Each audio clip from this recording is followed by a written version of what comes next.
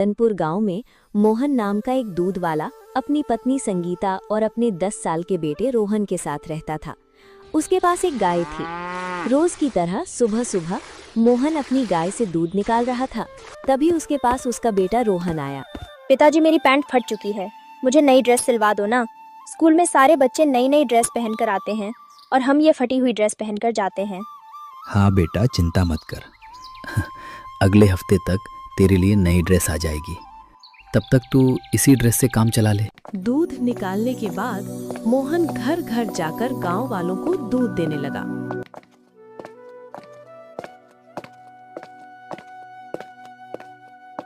अरे मोहन, सुबह होते ही सबसे पहले हम सबको तुम्हारी याद आने लगती है। जब तक तुम्हारी गाय के दूध की चाय हम नहीं पीते, हमारे दिन की शुरुआत ही नहीं होती। आपका बहुत बहुत धन्यवाद शर्मा जी, कि आप मेरे दूध की इतनी तारीफ करते हो। शर्मा जी, मैं आपसे एक छोटी सी प्रार्थना कर सकता हूँ? अरे प्रार्थना कैसी मोहन? बोलो, क्या बात है? कोई तकलीफ है क्या? शर्मा जी, मुझे कुछ पैसों की जरूरत है। अगर इस बार पैसे थोड़ा पहले मिल जाते तो अच्छा रहता। मुझे अपने बेटे के लिए नई ड्रेस दिलवानी है। मोहन, हमारे गांव का एक नियम है, हम कभी उसूलों के खिलाफ नहीं जाते। ना हम वक्त से पहले पैसे देते हैं, ना ही वक्त के बाद। हम सब हर महीने पैसे तो देते ही हैं। वो सब पैसे कहाँ खर्च कर देते हो? शर्मा जी, मेरे पास सिर्फ एक गाय है, उससे मैं कितना कमा लूंगा? और भी बहुत सारे खर्चे रहते हैं। खैर कोई बात नहीं, मैं किसी और से बोलकर देखता हूँ। मोहन, जब ये पूरे गांव का उसूल है तो तुम्हें कोई भी वक्त से पहले पैसा क्यों देगा? फिर भी एक बार कोशिश करके देख लो। मोहन शर्मा जी को दूध देकर बिना कुछ बोले वहां से चला गया। रास्ते में कुछ गांव वाले उससे मिल गए। अरे मोहन, आज दूध लाने में देर कर दी। हम तुम्हारे घर की तरफ ही आ रहे थे दूध लेने। अच्छा हुआ तुम रास्ते में ही मिल गए। अरे नहीं, मैं तो वक्त पर ही निकला था। शर्मा जी से थोड़ा बातचीत करने लगा था, इसीलिए थोड़ी देर हो गई। ये लीजिए, आप लोग यहीं मिल गए तो यहीं पर दूध दे देता हूँ। मोहन ने उन गांव वालों को पहले दूध दिया, फिर उनसे भी पैसे मांगने लगा। लेकिन मोहन, तुम तो जानते हो हम लोग भी खेती किसानी करते हैं। हम लोग इतने अमीर तो हैं नहीं। और दूसरी बात, हम सब ने मिलकर ही बहुत पहले एक उसूल बनाया था कि वक्त से पहले किसी को पैसे नहीं देंगे। याद करो, जिस तारीख को तुम्हें पैसे देने होते हैं, हम उसी तारीख को तुम्हें पैसे दे देते हैं। हम आज तक एक दिन भी लेट नहीं हुए। हाँ, वो बात तो है गाँव वालों, लेकिन मुझे अपने बेटे के लिए स्कूल की ड्रेस सिलवानी थी। स्कूल के लड़के उसे चिढ़ाते होंगे। हाँ, तो 20 दिन बाद हम सब तुम्हें पैसे देंगे, तब तुम उसके लिए ड्रेस सिलवा देना। हाँ, कोई बहुत बड़ी समस्या होती तो हम तुम्हें पैसे जरूर दे देते। अभी के लिए हमें माफ करना। इतना बोलकर गांव वाले वहां से चले गए। ऐसे ही धीरे धीरे एक हफ्ता बीत गया। मोहन के पास कहीं से भी पैसों का जुगाड़ नहीं हो पाया। एक रात मोहन की पत्नी संगीता खाना बनाकर लाई तो तीनों जमीन पर बैठकर खाने लगे। अजी, आप सुबह सुबह निकल जाते हो गांव वालों को दूध देने और दिन भर गाय चराया करते हो। इन 2 कामों के अलावा आपके पास कोई तीसरा काम तो है नहीं। हमारी इकलौती औलाद है, उसे भी आप खुशियां नहीं दे पा रहे हो। बेचारे की पैंट फटी हुई है, स्कूल के बच्चे उसे चिढ़ाते हैं। क्या बीतती होगी उस पर? हम दोनों तो फटे कपड़े पहन लेते हैं, पर कम से कम अपने बेटे के लिए तो कपड़े ले देते। हाँ पिताजी, आपने कहा था 1 हफ्ता में आप मेरे लिए ड्रेस ला दोगे। आज 1 हफ्ता पूरा हो गया, आप तो अभी तक कपड़ा भी लेकर नहीं आए, तो सिलवाएंगे कब? क्या मैं स्कूल जाना बंद कर दूं? दोनों की बातें सुनकर मोहन के गले से अब खाना नीचे नहीं उतरा और वो आंखों में आंसू लिए बोला, बेटा, आजकल दूध में इतनी कमाई तो हो नहीं रही, और जिसके पास भी पैसे मांगने गया उन सब ने अभी पैसे देने से ही मना कर दिया। किसी तरह 20 दिन रुक जाओ, इस बार मैं तुम्हारे लिए ड्रेस जरूर ला दूंगा।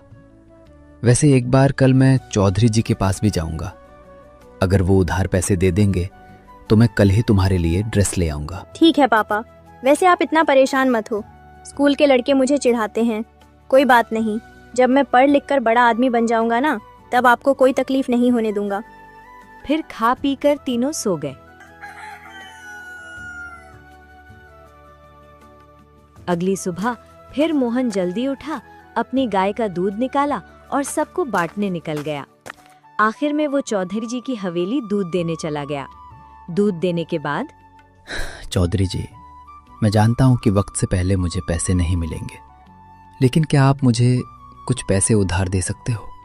मुझे अपने बेटे की ड्रेस दिलवानी है। मोहन, तुम इतने गरीब हो, अपने बेटी को कहीं काम धंधे पर लगाओ, 4 पैसा वो भी कमाएगा जिससे तुम्हारी मदद हो जाएगी। क्यों उसे फालतू में पढ़ा लिखा रहे हो?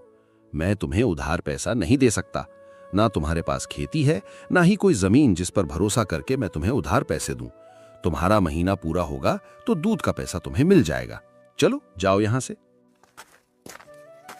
अब बेचारा मोहन कुछ बोल नहीं पाया और चुपचाप अपने घर वापस लौट आया। फिर ऐसे ही धीरे धीरे 20 दिन बीत गए।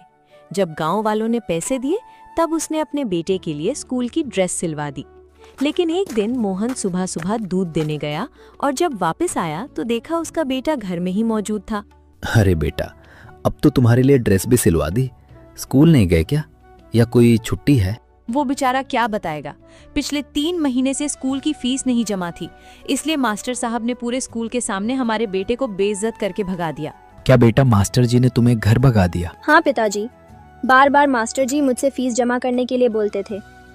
मैंने आपको 1-2 बार बताया भी, लेकिन मैं समझ रहा था कि आपके पास पैसे नहीं हैं, इसीलिए मैंने आपसे बार बार नहीं कहा। पर आज उन्होंने मुझे मेरे दोस्तों के सामने बेइज्जत करके भगा दिया और बोला, जब तक फीस नहीं जमा करोगे तब तक स्कूल की तरफ देखना भी मत। चिंता मत करो बेटा, मैं तुमसे वादा करता हूँ कि तुम्हारी पढ़ाई लिखाई कभी बंद नहीं होगी। तुम्हारी जिंदगी मेरी तरह गरीबी में नहीं बीतेगी, ये मैं तुमसे वादा करता हूँ।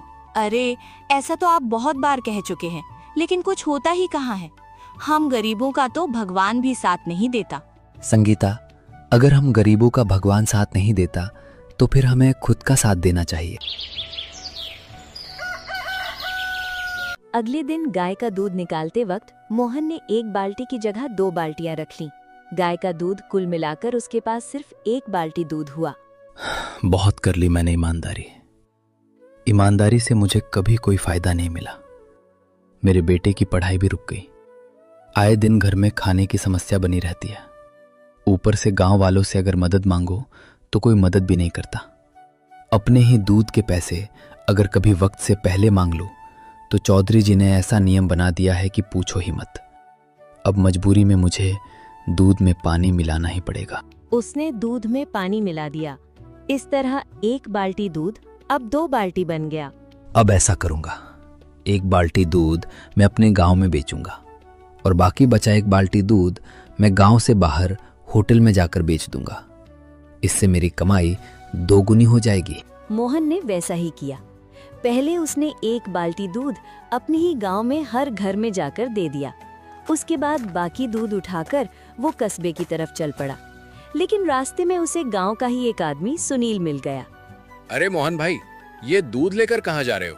अरे सुनील भाई, मेरी गाय अब ज्यादा दूध देने लगी है, इसलिए बाकी बचा दूध मैं पास के कस्बे में बेचने जा रहा हूँ। इतना बोलकर वो चुपचाप वहाँ से निकल गया और गांव से 10 किलोमीटर दूर एक छोटे से कस्बे में किसी होटल पर पहुँच गया। भाई साहब, मैं पास के ही गांव से आया हूँ। मेरे पास गाय का शुद्ध दूध है। आप तो कंपनी का दूध लेते होंगे, आप मुझसे दूध ले लीजिए। 2 रुपए कम दे देना, मेरा बहुत सारा दूध बच जाता है और पैसों की भी मुझे बहुत जरूरत है। अरे इससे अच्छी क्या बात होगी, तुमने सही कहा। मैं कंपनी वाला दूध इस्तेमाल करता हूँ। अगर मुझे किसान के हाथ का शुद्ध गाय का दूध मिल जाएगा और वो भी 2 रुपए कम, तो ये तो मेरे लिए फायदे का सौदा है। तुम्हारे पास जितना दूध है दे दो। मोहन खुश हो गया। उसने सारा दूध होटल वाले को दे दिया। होटल वाले ने तुरंत पैसे भी दे दिए।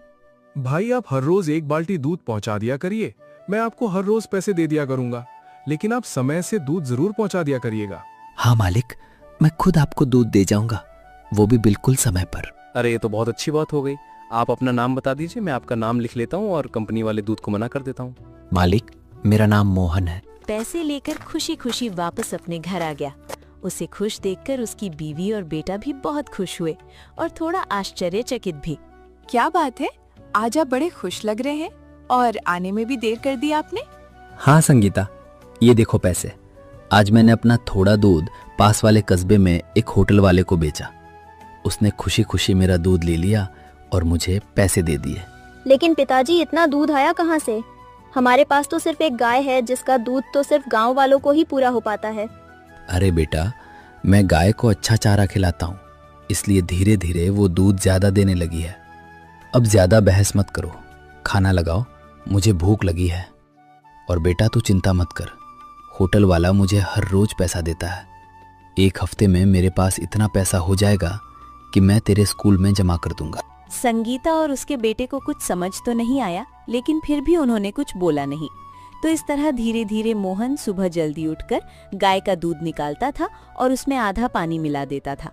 आधा दूध गांव वालों को बांट देता था और आधा दूध उस होटल वाले को दे देता था, जहां से उसे हर रोज पैसे मिल जाते थे। एक हफ्ते बाद, बेटा कल जैसे ही मैं दूध बांट कर आऊंगा वैसे ही तेरे स्कूल चलेंगे और तेरी फीस जमा करेंगे। ये सुनकर उसका बेटा और उसकी पत्नी संगीता बहुत खुश हुए। क्या बात है पिताजी, लगता है इस बार आपने माँ की बात दिल पर ले ली थी। एक हफ्ते में ही आपने पैसे इकट्ठा कर लिए। लगता है भगवान हमारा साथ दे रहा है। बेटा भगवान का तो पता नहीं, लेकिन अब मैंने खुद का साथ देना शुरू कर दिया है। खैर, खाना पीना खाकर वो लोग सो गए। सुबह एक बार फिर से मोहन उठा, दूध में पानी मिलाया, उसके बाद पहले गांव वालों को दूध दिया, फिर होटल वाले को दूध दिया। सारा काम खत्म करके घर आया तो उसका बेटा पहले से ही तैयार था। चलो पिताजी, मैं तैयार हूँ, मेरा स्कूल जाने का बहुत मन कर रहा है। जब से आपने स्कूल की फीस जमा करने की बात की है, तब से हमारा बेटा बहुत खुश है। भगवान करे ये खुशियाँ हमेशा बनी रहें। ऐसा मत बोलो संगीता, अब मैं अपनी जिंदगी में कभी भी कोई कम नहीं आने दूंगा, ये मैं वादा करता हूँ। मोहन अपने बेटे के साथ स्कूल गया और सीधा प्रिंसिपल के ऑफिस पहुंच गया। वहां पर उसने फीस जमा कर दी और प्रिंसिपल से बोला, साहब, हम जैसे गरीबों के बच्चे अक्सर फीस ना जमा होने के कारण बीच में ही पढ़ाई छोड़ देते हैं। मैंने देखा है बड़े बड़े घरों के बच्चे जिनकी फीस टाइम पर जमा हो जाती है, उनके पास 3-4 जोड़ी ड्रेस भी रहती हैं, सारी किताबें भी होती हैं उनके पास, फिर भी वो अच्छे नंबर नहीं ला पाते। उनका पढ़ाई में भी मन नहीं लगता। वहीं गरीबों के बच्चों का पढ़ाई में बहुत मन लगता है। मेरा बेटा तो रात रात भर मोमबत्ती की रोशनी में पढ़ता रहता है, लेकिन पैसे जमा न हो पाने के कारण जिस दिन मेरे बेटे को मास्टर जी ने बेइज्जत करके इस स्कूल से निकाल दिया, उस रात ये रात भर रोता रहा। मोहन जी, इस बात के लिए मैं माफी चाहूंगा। हमारे क्लास टीचर को ऐसे आपके बेटे को बेइज्जत नहीं करना चाहिए था। मैं मास्टर जी से बोल दूंगा, अगली बार से ऐसी गलती नहीं होनी चाहिए। कोई बात नहीं साहब, आज के बाद हर महीने आपको फीस मिल जाएगी। मैं अपने बेटे को पढ़ा लिखा कर बहुत बड़ा आदमी बनाना चाहता हूँ। आपका बेटा पढ़ने में बहुत अच्छा है। मुझे भी इस पर पूरा भरोसा है कि ये एक दिन आपका नाम जरूर रोशन करेगा।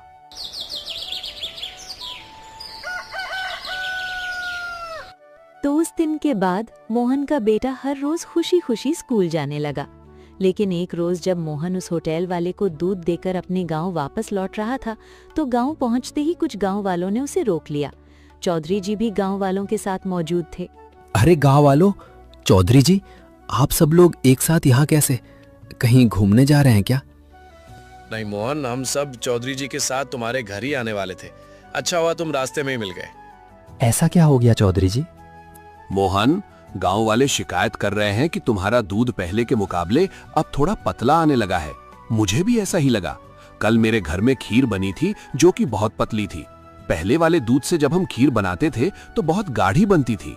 कहीं तुम पानी तो नहीं मिलाने लगे हो? चौधरी जी की ऐसी बातें सुनकर अब मोहन डर गया। अगर मैंने इन्हें सच बता दिया तो सब कुछ बर्बाद हो जाएगा। बड़ी मुश्किल से मेरी जिंदगी की गाड़ी पटरी पर आना शुरू हुई है। सच्चाई बताते ही मेरी गाड़ी पटरी से सीधा उतर जाएगी और शायद दोबारा कभी चढ़ भी नहीं पाएगी। क्या हुआ मोहन, क्या सोचने लगे? बताओ, तुम्हारा दूध अचानक पतला क्यों आने लगा?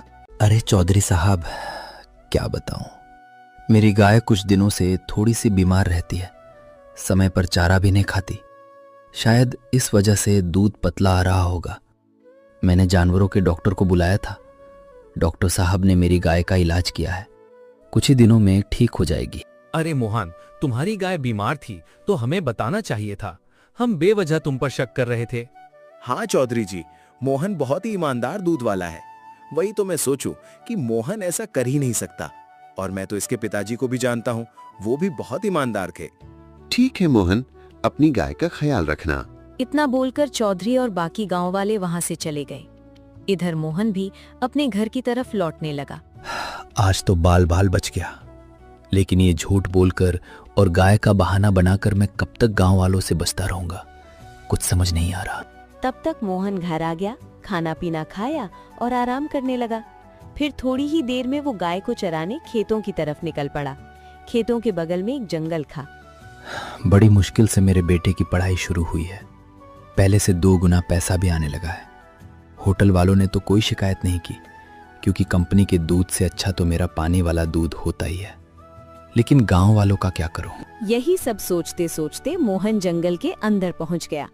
वहां पर उसे एक ऐसा पौधा दिखाई दिया जिसकी पत्तियों से सफेद गाढ़ा गाढ़ा दूध जैसा कुछ निकल रहा था। ये कैसा पौधा है? इसका रस तो बिल्कुल दूध जैसा है और बहुत गाढ़ा भी है। क्यों ना मैं इसे अपने दूध में मिला दूं, ताकि मेरा दूध फिर से गाढ़ा हो जाए। पहले इस पौधे के रस का मैं खुद इस्तेमाल करके देखता हूं, कहीं किसी को नुकसान ना हो जाए। मोहन ने उस पौधे से कुछ पत्ते तोड़े और रस को अपनी जीभ से चखने लगा। अरे वाह, इसका स्वाद तो बहुत मीठा है। अगर इसको मैंने दूध में मिला दिया तो मेरा दूध गाढ़ा होने के साथ साथ मीठा भी हो जाएगा। इसका तो कोई नुकसान भी नहीं है। चल मोहन, अब इन पौधों को घर ले चल, अब तो फायदा ही फायदा होगा। मोहन वो ढेर सारे पौधे छुपाकर अपने घर ले आया।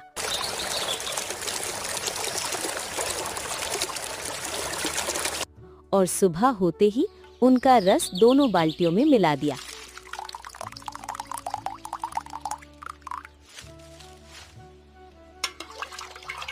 ये तो चमत्कार हो गया। मेरा पूरा दूध तो अब पहले से भी ज्यादा गाढ़ा और मीठा हो गया है। अब तो मैं 2 बाल्टियों से 4 बाल्टियां और 4 से 8 बाल्टियां दूध बनाया करूंगा और बड़े बड़े शहरों में ले जाकर बेचा करूंगा, जिससे मैं पहले से अब 2 गुना पैसा वाला हो जाऊंगा। अब मोहन वही गाढ़ा दूध गांव वालों को देने लगा। शाम को गांव वाले मोहन से मिले। मोहन, मुबारक हो, तुम्हारी गाय तो बिल्कुल ठीक हो गई लगता है। डॉक्टर साहब ने इतना अच्छा इलाज किया कि तुम्हारी गाय पहले से भी गाढ़ा, मीठा और स्वादिष्ट दूध देने लगी है। हाँ मोहन, आज का दूध तो पहले से भी गाढ़ा और मीठा था। हाँ शर्मा जी, मैंने भी जब दूध पिया तो बहुत स्वादिष्ट लग रहा था। धन्य है ऊपर वाले का कि मेरी गाय ठीक हो गई।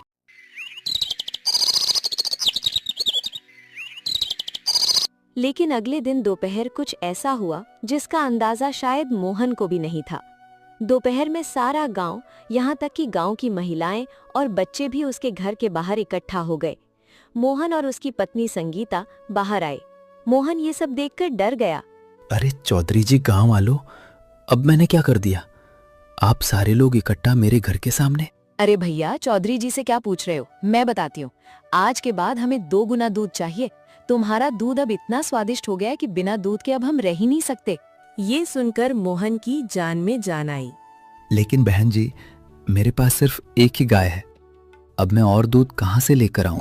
देखो मोहन, दूध तो हमें चाहिए ही, वो भी पहले से 3 या 4 गुना। इसके लिए अब चाहे तुम कुछ भी करो। इतने दिनों से दूध बेच रहे हो, 1 गाय से 2 गाय नहीं कर पाए। ऐसा करो, हम सब गांव वाले मिलकर तुम्हें पैसे दे रहे हैं, जाओ 1 गाय और खरीद कर लाओ। ये सुनकर मोहन और उसकी पत्नी दोनों दंग रह गए। पूरे गांव ने मिलकर तुरंत मोहन को ढेर सारे पैसे दिए और वहां से चले गए।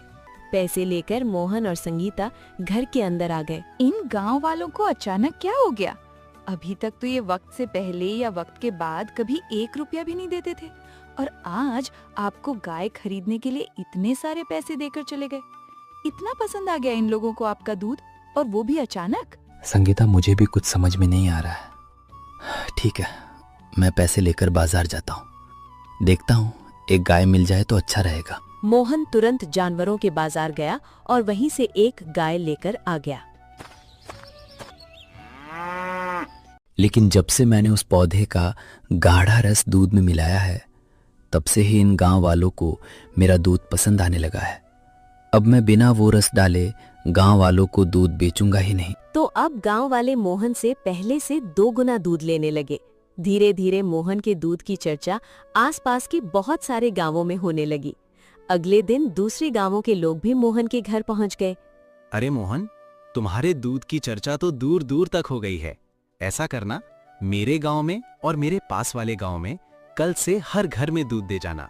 पुराने दूध वाले को हमने मना कर दिया है। संगीता और उसका बेटा ये सब देखकर बहुत हैरान हो रहे थे, लेकिन मोहन मन ही मन बहुत खुश हो रहा था। तो इस तरह अब मोहन 4-5 गांवों में पानी और उसी पौधे का रस मिलाकर दूध बेचने लगा। कुछ ही महीनों में मोहन ने अपना अच्छा घर बनवा लिया, बेटे को अच्छे अच्छे कपड़े पहनाने लगा और एक बड़ा सा तबेला भी खोल लिया, जिसमें कम से कम 4-5 गायें थी। लेकिन पूरे दूध में अभी भी वो पानी और उस पौधे का रस मिलाता था। एक रात अपने आलीशान घर में मोहन अपनी पत्नी और बेटे के साथ बैठकर जब खाना खा रहा था, तभी उसका बेटा बोला, पिताजी, कुछ ही महीनों में हमारी तो जिंदगी ही बदल गई। मुझे तो यह सब सपना लग रहा है। बेटा, ये सपना नहीं है। हमारे आसपास के सभी दूध वाले गांव छोड़कर शहर भाग गए हैं। सब गांव वालों को मेरा दूध इतना पसंद आ रहा है कि वो सब अब मुझसे ही दूध खरीदते हैं। बस यही मेरी तरक्की का कारण है। लेकिन इधर धीरे धीरे गांव वाले बीमार पड़ने लगे। यहाँ तक कि संगीता, उसका बेटा और मोहन खुद भी बीमार पड़ गया। आसपास के गांव वाले भी बीमार पड़ने लगे। धीरे धीरे अस्पतालों में तो भीड़ लगने लगी। अरे, अचानक कौन सा वायरस फैल गया कि 4-5 गांव वाले एक साथ बीमार हो गए? अरे पता नहीं चौधरी जी क्या हो गया कि अचानक सारे के सारे लोग बीमार होने लगे।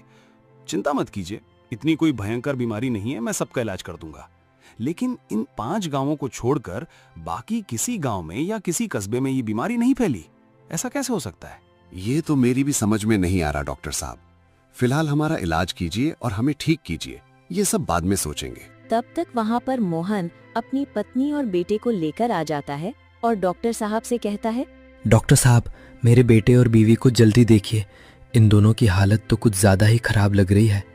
मेरा इलाज आप भले ही बाद में करना, पहले इन्हें ठीक कर दीजिए। अरे मैंने कहा ना, इतनी भयंकर बीमारी नहीं है, सब लोग ठीक हो जाएंगे। तो इस तरह धीरे धीरे सारे लोग ठीक तो हो गए, लेकिन कुछ दिनों बाद फिर से बीमार पड़ने लगे। अब गांव वालों को थोड़ा थोड़ा शक मोहन पर होने लगा। चौधरी ने मोहन के परिवार को छोड़कर बाकी लोगों को अपनी हवेली पर बुलाया। गांव वालों, आप लोगों ने ध्यान दिया, अचानक कुछ ही महीनों में मोहन कितना अमीर बन गया।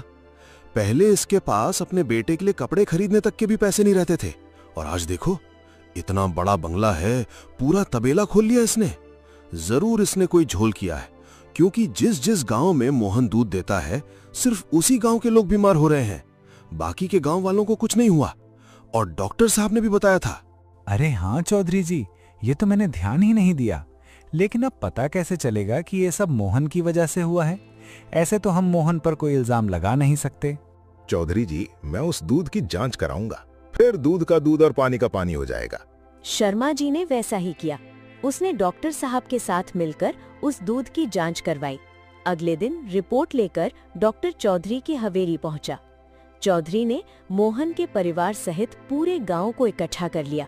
मोहन, हमें तुमसे ये उम्मीद नहीं थी। डॉक्टर साहब बताइए, मोहन के दूध की रिपोर्ट में क्या निकला है? चौधरी जी, इस दूध में एक ऐसा रसायन पाया गया है जो अगर एक बार किसी के शरीर में चला जाए तो वो उस रसायन का आदी हो जाता है, उसे उस रसायन की लत पड़ जाती है। इसी वजह से आप सबको मोहन के दूध की लत पड़ गई थी। लेकिन अगर वो रसायन हर रोज किसी के शरीर में जाता रहता है तो कुछ ही महीनों में धीरे धीरे उससे बहुत सारी बीमारियां होने लगती हैं। अब अचानक मोहन डर गया। उसके चेहरे से पसीना टपकने लगा। तो अब समझ में आया कि अचानक हमें मोहन के दूध की इतनी लत क्यों पड़ गई, और सिर्फ हमें ही नहीं, आसपास के सभी गांव वालों को भी मोहन के दूध की लत पड़ गई थी। इसीलिए तो कुछ ही महीनों में ये इतना अमीर बन गया। चौधरी जी, इसने हमारी जान के साथ खिलवाड़ किया है। तुरंत पुलिस को बुलाइए, हमारे पास सबूत भी है। इसको जेल में डलवा दो। जैसे ही गांव वाले ने मोहन को जेल में डालने की बात कही, वैसे ही मोहन का बेटा रोते हुए बोला, नहीं नहीं, आप लोग मेरे पापा के साथ ऐसा मत कीजिए। पापा, क्या सच में आपने ऐसा किया है? अब मोहन के पास सच बोलने के अलावा कोई दूसरा रास्ता नहीं था, इसलिए उसने पूरी कहानी गांव वालों को बता दी। लेकिन गांव वालों, मुझे ये नहीं पता था कि उस पौधे का रस दूध में मिलाने से इंसान बीमार पड़ सकता है। सबसे पहले मैंने ही उस रस को चखा था। उसके बाद ही उसे दूध में मिलाना शुरू किया।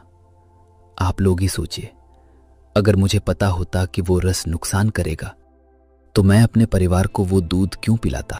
मोहन, चलो ये बात मान लेते हैं कि तुम्हें नहीं पता था कि उस पौधे के रस में बीमारी फैलाने वाला रसायन है, लेकिन तुमने ये सब आखिर किया क्यों?